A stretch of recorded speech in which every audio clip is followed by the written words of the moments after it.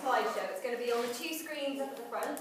It's about 4 minutes long, and I'll just give you a bit of background information about chimps in general, their behaviour, their natural habitat. Then I can introduce you to some of this lovely lot, and I'm quite lucky to have them all in here actually, because it's such a beautiful sunny day. They usually like to stay outside and sunbathe, so they should hopefully stay with us, but we don't lock them in before the show, so they can to and fro as much as they want to. I've also got some food to encourage them over with as well. So as they do come over, I can introduce you to a few of them and just tell you a bit about the group as well. So I'll make start. I'm going to turn the lights off just for the videos. If you have any problems, the exits are at the back, and there's one to the right as well. So enjoy the show. Thank you.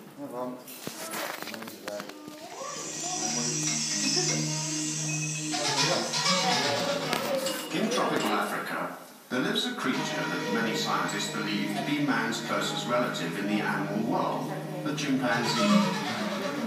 These remarkable apes are found in a wide belt, extending across equatorial Africa from the west coast to within a few hundred kilometers of the east coast, from Senegal in the northwest to the southern shores of Lake Tanganyika in the south. Although chimpanzees are to be found in the wild in 20 African countries, most live in just 2, Gabon and Zaire. The remainder of the population is distributed in smaller numbers throughout the 18 countries. However, chimpanzees are now coming under serious threat in many areas, mainly from hunting for meat, habitat loss, and from poaching for biomedical research. Chimps will eat a wide range of foodstuffs, but they depend mainly on fruit in their diet and are therefore restricted to areas of dense primary rainforests, secondary forests where fruit trees remain, or sometimes dry, open woodlands. The loss of this habitat through logging and agricultural development is one of the major threats faced by these apes. Chimps are remarkably well adapted for their life in the forest. Notice that although they are skillful climbers, they do not possess tails. All monkeys have tails, but the apes, such as gorillas, orangutans, hippos, and the chimpanzee do not. The chimp is able to move very well on the ground, walking on all fours, using the knuckles of its hands. However, once up in the trees, you see the chimp at its most effective. The hands are well able to grip, but a close look at the feet shows that chimps possess opposable big toes, enabling them to grip with their feet as well. Effectively, therefore, they have 4 hands, very useful indeed for climbing and other things. Whether it's for finding and selecting food, mutual grooming, or a wide range of other activities, this manual dexterity is very important and highly developed. High up in the forest canopy, moving from branch to branch, it is essential to have excellent eyesight and the ability to accurately judge distances. The way that the chimp's eyes are positioned to give binocular vision is ideal for this. The chimpanzee has many endearing physical characteristics. Amongst the most attractive are the large ears, which are not for amusement or show, but rather the means to hear the calls of other chimps. As you can hear, verbal communication is a very important part of the social life of these animals. A wide range of sounds are used to communicate with each other when close to and at considerable distances. A highly social animal like the chimp needs to be aware of the emotional state of other members of the community. This is made possible by sound and also by facial expression. A number of recognizably different expressions can be seen which, when linked with various sounds, are unmistakable indicators of the animal's mood. But the best way to learn about chimpanzees is from the animals themselves. Right, well, hopefully that'll have just given you a little introduction to the world of chimps. Now we're joined first of all by one of our males. This is Nickel. Nickel is 20 years old, and he's been causing a lot of trouble this week because he wants to be our alpha male. He's destined for it, that's what he's decided. So he's being very sloppy, very aggressive, he wants to show off to the other males. So he's got a bit of a point to prove, and that's upsetting the rest of the group. This is Jill. Jill is my favourite, and I'm just pointing her out now because she is on the verge of a temper tantrum any minute now. And Jill does like to throw the odd hissy fit when she doesn't get her own way. And the fact that she isn't allowed to eat food yet, I don't know why they're all so ravenous at the moment, but you can see that she's already starting to get a little bit agitated. She's pulling her hair and she's starting to get a little bit squeaky. And she's also baring her teeth as well, and that is a typical I'm not very happy when the chimps do that. In fact, it's very similar to when a dog bares its teeth. It's feeling a little bit unhappy with the situation, and that's what Jill's doing at the moment. She just looks like she's smiling, which doesn't help matters. Now this is her son Jasper. Jasper is our youngest male. However, he is 15 years old now, so he reached adolescence a couple of years ago, and when the young males do hit adolescence, that's when they become quite a handful, to say the least, and Jasper is definitely a handful, and he is really quite big for his age as well, so he does get away with a lot more than any of the other younger males would. So he's very aggressive, very stroppy, very hot-headed, and he does have a bit of a chip on his shoulder as well. So a typical 15-year-old male now, I think. So Jasper is causing quite a few arguments with the group as well. So a lot of our young males are now starting to mix things up a little bit, because there is a strict hierarchy with chimps.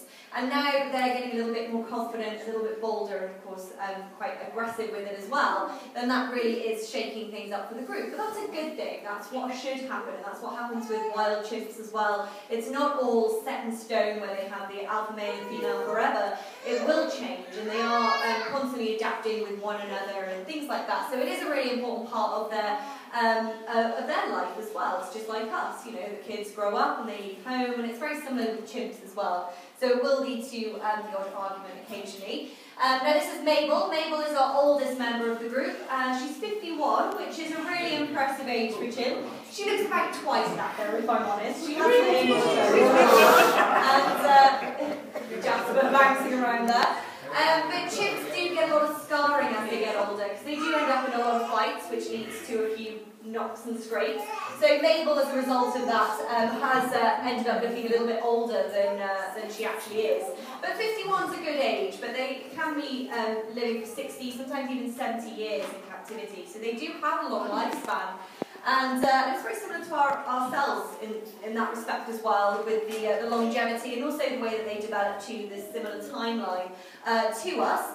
Now, with our chimps, we don't have any contact with them, as you are about to witness now. They can be quite unpredictable. They do like to jump around and jump on each other as well. So that is a prime example as to why we don't have that contact with them. So any type of veterinary treatment is done while the chimp is unconscious, and that's the only safe way to do it. If we went in with the chimps, it would be just as dangerous as going in with the tigers and the brown bears.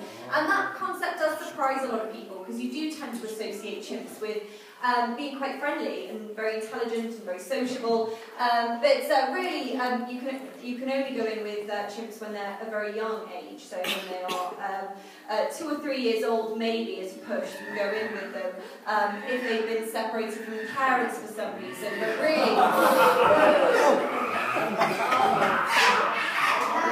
going on now? But really, you shouldn't have any contact with chimps at all.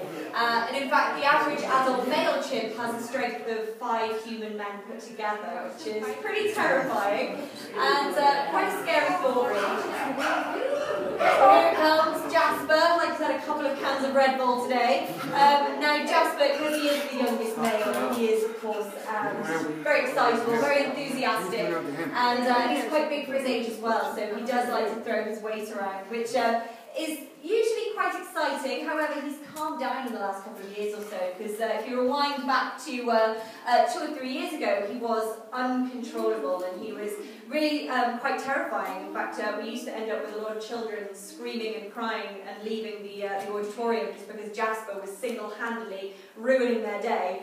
And that was just because he'd just reached 12 years old, so of course hormones everywhere, testosterone, and he really was quite terrifying, and he was really making a nuisance of himself, but thank goodness he's calmed down a bit now, and he's more enjoyable to watch. He's not quite so terrifying anymore, which is always good.